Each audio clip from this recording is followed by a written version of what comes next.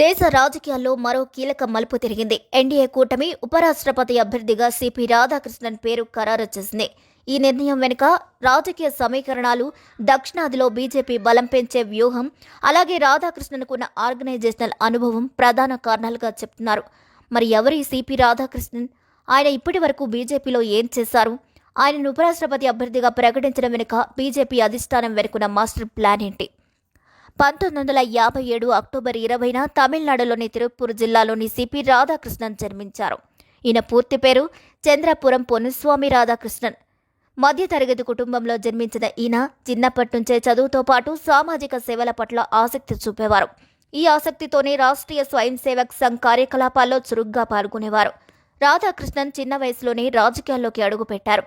1974లో తమిళనాడు రాష్ట్ర కార్యనిర్వహణ కమిటీలో సభ్యుడిగా ఎంపిక కావడం ఆయన రాజకీయ జీవితంలో మొదటి పెద్ద మైలురాయనే చెప్పాలి.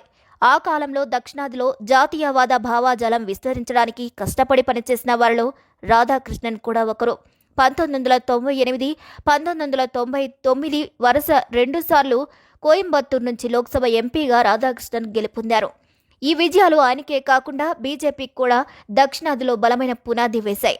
ఇక 2004లో ఆయన ఐక్యరాజ్య సమితి జనరల్ అసెంబ్లీకి వెళ్లిన భారతీయ పార్లమెంటరీ ప్రతినిధి బృందంలో చోటు సంపాదించారు. అంతేకాదు తైవాన్కు వెళ్లిన తొలి భారతీయ ప్రతినిధి బృందంలో కూడా ఆయన ఒకరిగా నిలిచారు. అంతేకాదు 2004 నుంచి 2007 వరకు రాధాకృష్ణన్ తమిళనాడు బీజేపీ చీఫ్గా వ్యవహరించారు.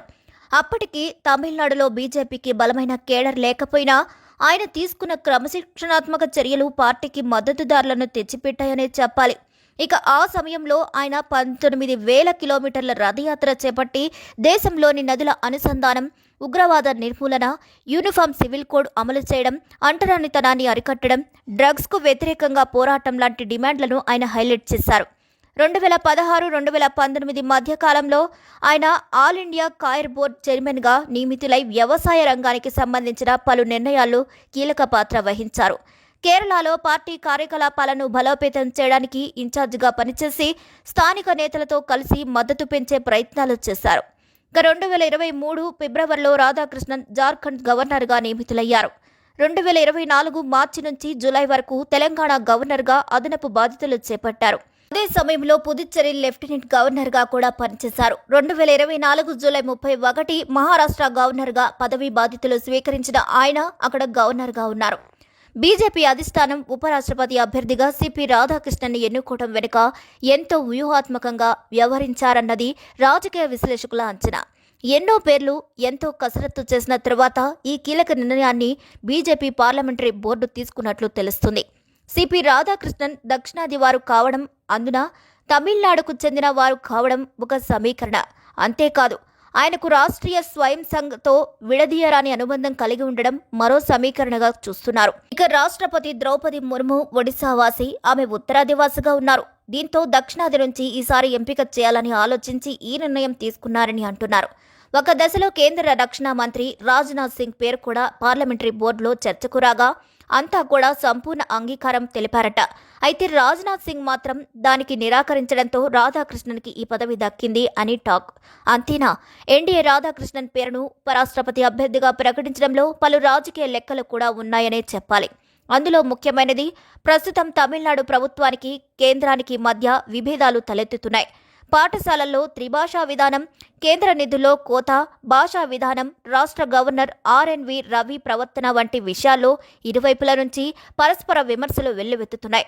దక్షిణాది రాష్ట్ర ప్రభుత్వాల అధికారాలను కేంద్రం హరిస్తుందని తమిళనాడు ముఖ్యమంత్రి ఎంకే స్టాలిన్ ఆరోపిస్తూ వస్తున్నారు కూడా.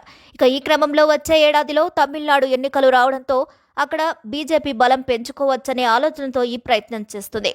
పైగా రాధాకృష్ణన్కు ఆర్ఎస్ఎస్తో విడదీయలేని అనుబంధం ఉంది. అంతేకాదు పార్టీ భావాజాలానికి నిబద్ధత చూపే వ్యక్తి కావడం, ఇప్పటికే పలు రాష్ట్రాలకు గవర్నర్గా చేసిన అనుభవం కలిగి ఉండడం, బీజేపీ అధిష్టానం దక్షిణాది వాడైన రాధాకృష్ణన్ను ఉపరాష్ట్రపతి అభ్యర్థిగా నియమించింది. ఉపరాష్ట్రపతి ఎన్నికల్లో ప్రతిపక్ష పార్టీలు అభ్యర్థిని నిలుపుతాయా లేదా అనే విషయాలలో ఇప్పటికైతే ఇంకా ఎలాంటి క్లారిటీ లేదు.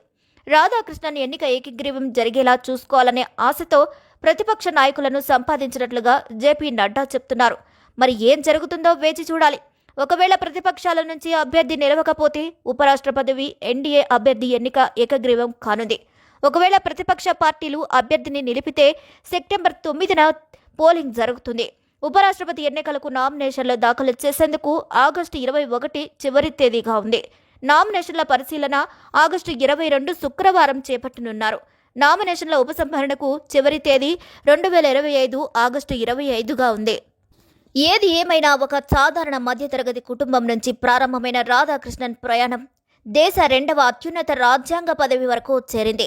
ఉపరాష్ట్రపతి అభ్యర్థిగా రాధాకృష్ణన్ గారి ఎంపికలో రాజకీయ లెక్కలు, వ్యూహాలు ఉన్నప్పటికీ ఆయన వ్యక్తిత్వం, అనుభవం, నిబద్ధతే ప్రధాన కారణమని చెప్పాలి. మరి ఈ వీడియోపై మీ అభిప్రాయాన్ని కూడా ఖచ్చితంగా కామెంట్ ద్వారా తెలియజేయండి. మరిన్ని అప్డేట్స్ కోసం మా ఛానల్ని లైక్ చేయండి, షేర్ చేయండి, సబ్స్క్రైబ్ చేయండి.